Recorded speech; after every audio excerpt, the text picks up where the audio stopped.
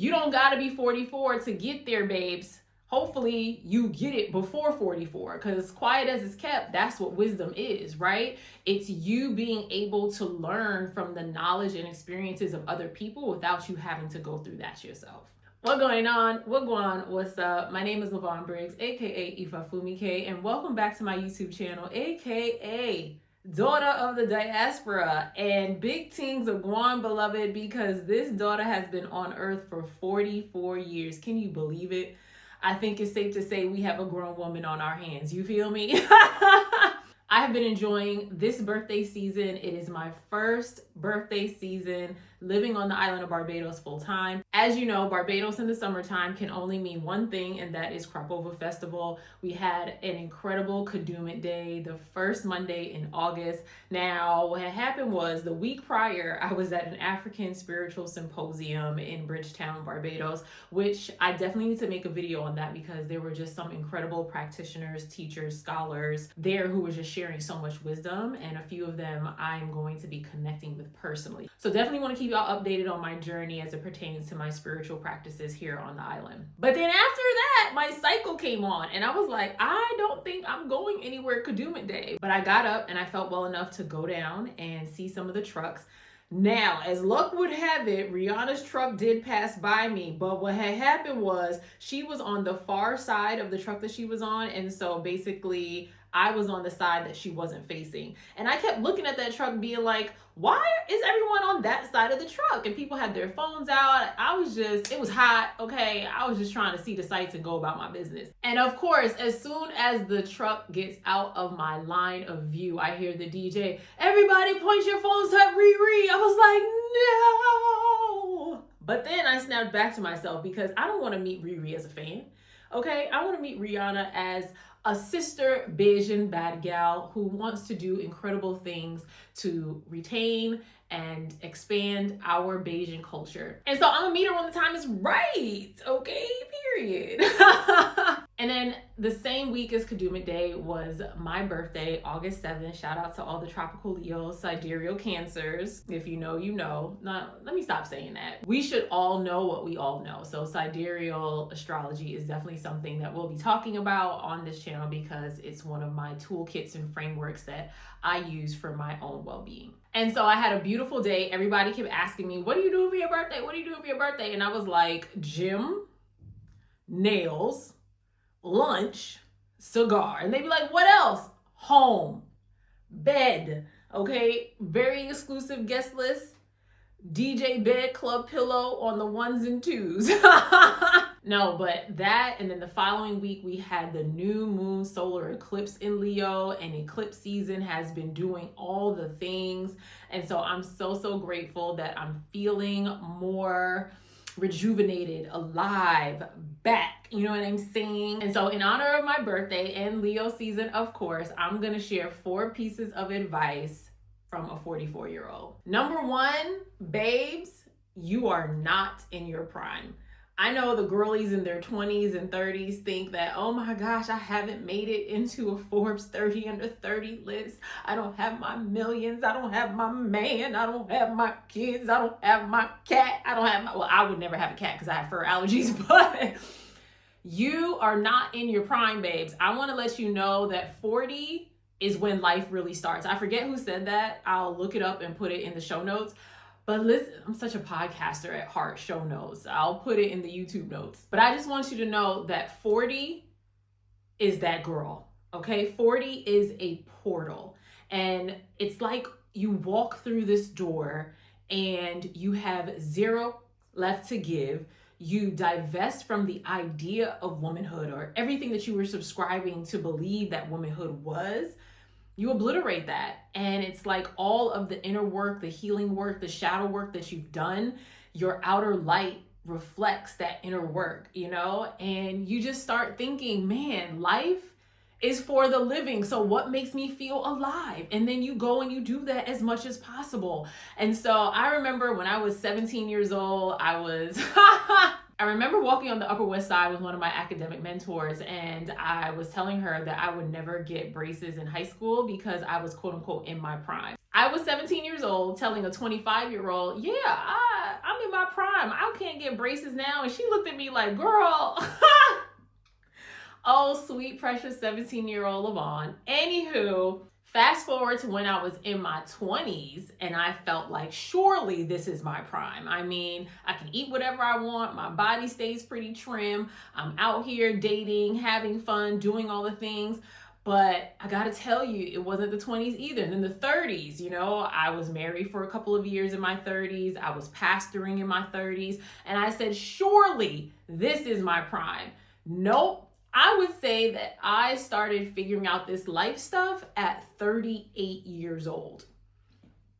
Okay? And my maternal grandmother, Norma Yvonne Osborne, who is my namesake, one of my namesakes, she passed away from breast cancer when she was 36 years old. And she was married and a mom of 5. And so I'm living a life that my maternal grandmother probably didn't even dream of. You know what I'm saying? At least not for her life. I'm sure she's dreamt of it for me because she's my ancestor and she's protecting me and guiding me from the great beyond. But I mean, in terms of the life that I'm living, my mother had me at 21. This was never going to be her life. You know what I'm saying? And so, yeah, the 40s are great. You feel free and strong and secure and grounded and prayerfully you got a little bit more coin, you know what I'm saying? And it's just been so juicy and luscious so far. And here's the kicker, because I'm not here to say that 40 is it and you're in your prime and 40 either, because I've been hearing that 50 is juicy, baby. And I'm like, it gets better? Oh, babes, they lied. They lied about aging. They lied about getting older. Honey, when I tell you, boop, boopy doo, okay? Yeah, so you're not in your prime. Chin up, babes. Number 2, choose yourself. From the time that we are little girls, we are taught to believe that everybody and their mama comes before us. And over time, that leads to us repressing our desires and not vocalizing our needs. And it just causes self-betrayal over time. And so one of my mentors, Dr. Will Coleman, he said, choosing God is choosing yourself. Choosing God is choosing yourself. So choose God by choosing yourself.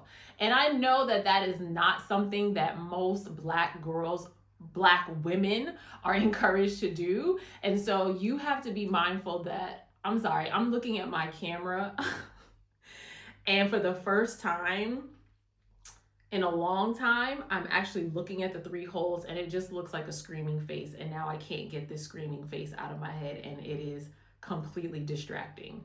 God help me get through this video. Okay, my neurospiciness, help God. Choose yourself. Yes, so choosing yourself is what's going to help you align with your home frequency of peace. That's something that I have determined I cannot negotiate is my peace. The 44 years that I have been on earth, there have been a lot of times and situations where I have negotiated my peace. And I gotta tell you now, it's time out for that. If anything disrupts my peace, if anything thinks about disrupting my peace, if anything tries to put their pinky toe in my pool of peace to cause a wave, to cause a bit of friction, it gotta go. I don't care if it's a person, place, or thing. That thing don't got no room or space in my life. And so some people would say that choosing yourself is selfish, but I actually think we should all be choosing ourselves. We should all be, talking about Leo season, living with main character energy, because if I love myself so fully that I am overflowing with love, that love is going to inevitably flow out into my circles, right, of influence, and then out into the collective. And that's the thing, too many of us are seeking external validation from the outside, trying to feel that love, trying to feel that acceptance, when that is an inside job. That is the inner work that you have to do for you. So you don't gotta be 44 to get there, babes. Hopefully you get it before 44, because quiet as it's kept, that's what wisdom is, right? It's you being able to learn from the knowledge and experiences of other people without you having to go through that yourself. And so being able to sit with yourself and identify with what's going on in your life and what needs fixing and working in your life is not like a prevalent skill. It's not a skill set that a lot of people have or prefer. And I think it's because of reason number 3, not reason, advice. My third piece of advice for you is to heal your codependency. Yeah. When you hear the word codependency, what do you think of? Tell me. Put it in the comments. Yeah. You think of someone needy, someone clingy, someone who needs a lot of attention, right? That's not what it means to be codependent. Codependency has over 100 different expressions. And some of the main ways that codependency expresses itself, sorry, the face is looking at me again. Help God. Okay. Some of the main ways that codependency expresses itself is in you trying to rescue, fix, meddle, or save. I am a recovering meddler, which means that I would insert myself into people's situations without their consent, without their invitation, and I would immediately try to mend the situation, which is like, why are you rushing in to try to fix, save, help, rescue somebody else when you have your own stuff going on? And so codependency looks like someone having a situation, you inserting yourself into the situation, that person ending up better off, you feeling worse off, and then to top it off, they don't even say thank you, but they never asked for your help in the first place. And so you've expended all of this time, energy, maybe even money, which are all sacred currencies, to invest in this person when the whole time you should have been investing in yourself. Now, I'm not saying to be cold, have an ice box where your heart used to be, to not be compassionate or sympathetic or empathetic or none of the thetics, child. And to not know that you can be community to people who are going through it. But until someone explicitly asks for your advice, until someone explicitly asks for your assistance, it is your duty, nay, your obligation to stay out of it, okay? I don't care if this is your soror, your BFF, even your man, okay? Because what happens is we end up drained, tired, depleted emotionally, physically, psychically, sometimes even financially, because we're doing so much pouring into other people when our cup isn't even full, let alone overflowing. You see what I'm saying? And so a great resource is Codependent No More by Melody Beattie. It is a life-changing text. Now, it felt a little dense to me in the hard copy, so I listened to the audiobook. So if you're an audio person, I highly suggest you listen to the audiobook in the car, cooking dinner, at the gym. Like, it goes much quicker to me that way. But she's basically going to help you to get your mind right. You're going to see clearly yourself reflected in at least one of those hundreds of expressions of codependency. And it's because family, church, and society conditioned us to be codependent. And you know the kicker, and this is something that my therapist, shout out to Dr. Brianna Boyd, who, parenthetical citation, wrote the foreword to my intro, to my debut book, Sensual Faith, The Art of Coming Home to Your Body, which is an invitation for women, particularly Black women, to live their spirituality from a place of pleasure rather than shame. And so Dr. B taught me that there are therapists who are in codependent relationships with their patients. Gag me. Thankfully, we don't have a codependent relationship, but it just goes to show you how seething, how not insidious, because that implies some maliciousness or malicious intent, but just how ingrained it is. It's just like sneaking around and we don't even really know it because we don't know the name for it and we don't identify it as behavior that's unhealthy. But once you start to pick up on it, you're going to see codependency not only in yourself, but in the people who are closest around you. You're going to see it in your family, your friends, your relatives. You're going to see it in your coworkers, your colleagues, your classmates. Shoot, you won't even see it in the cashier at the grocery store. You're going to see it when you're shopping at, was I at Ross? TJ Maxx? TJ Maxx. I was at TJ Maxx in Atlanta, Midtown Atlanta. Y'all know the one by Whole Foods and Verizon right on Ponce? Yeah, that one. And I was getting my clothes together to head into the fitting room. And you know, before you can go into the fitting room, you have to show the store associate the number of pieces, the articles of clothing that you have so that they can count it, enumerate it, give you your little number, you head to the back. Well, while I was working through my clothing pieces, a dress fell on the floor and there was an Asian woman sitting on the bench waiting for her partner, or a guy who was trying on pants or whatever. And she jumped up and was like, oh, hey. And I was like, whoa. First of all, it's not an emergency. Second of all, I'm here and the store associate is here. You have two grown, able-bodied women who are able to address this situation, which is not even a situation, and she felt the need to jump in and to rescue. And a lot of times people will do that when they have identified their self-worth with their productivity. There are people who think that if they are not doing something, achieving something, having some sort of output, that they are not worthy of love just as they are. And beloved, I'm here to tell you, thank Goddess that I have been delivered from that framework, okay? That does not serve me. I know that I am worthy just because I exist. So when y'all be saying that affirmation, I get paid to exist, you're not just saying, oh, I get paid to be my authentic self. You're saying I get paid to just show up in the fullness of who I am, loving who I am, being who I am, celebrating who I am, which again is very much giving big Leo energy, main character energy, okay? Roar. A roar. I don't know why that tickles me so much. Whew. Okay. So, healing your codependency is going to free up so much space in your life, energetically, psychically, that you'll be like, oh, I have more time, space, and energy to create, right? To rest, right? To spend time with loved ones, to just do the things, which is living your most abundant, lavish, easeful life now. Which leads me to the biggest piece of advice that I have for you. Number 4. Baby, you got to decolonize your religion, your faith, your spirituality, your spiritual practice, your path, whatever you want to call it, child. You got to liberate that thing.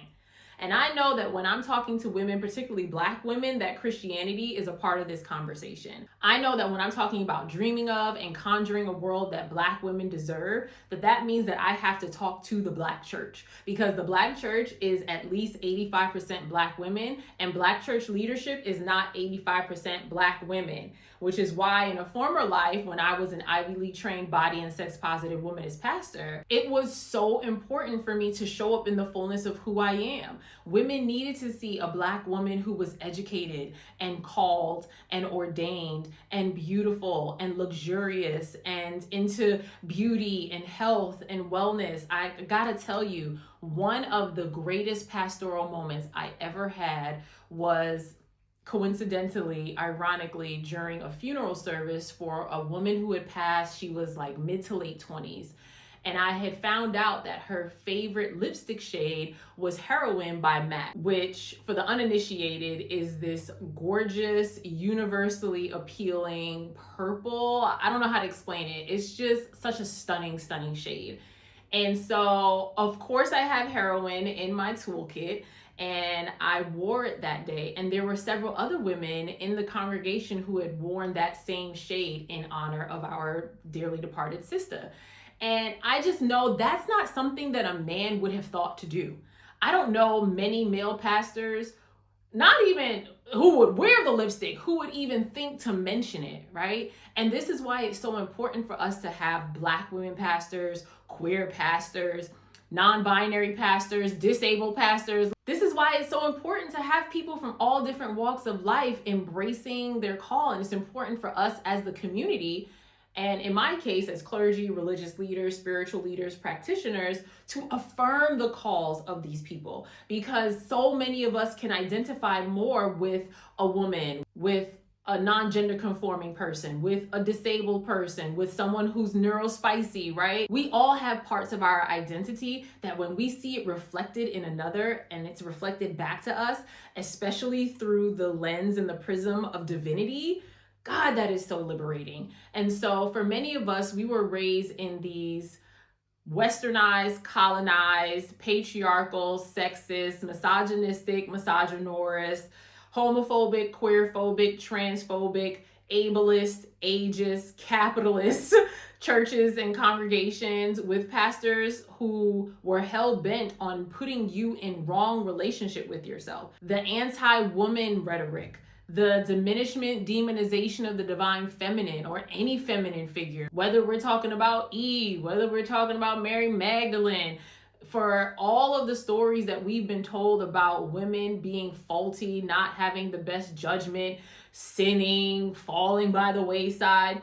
There are a lot of women in the biblical text and beyond who can actually teach us about what it means to be a woman who is powerful and well-resourced and who loves and celebrates herself. I'm thinking of Deborah the judge. I'm thinking about Judith, who in the book of Judith had to protect her people and handle her business, okay?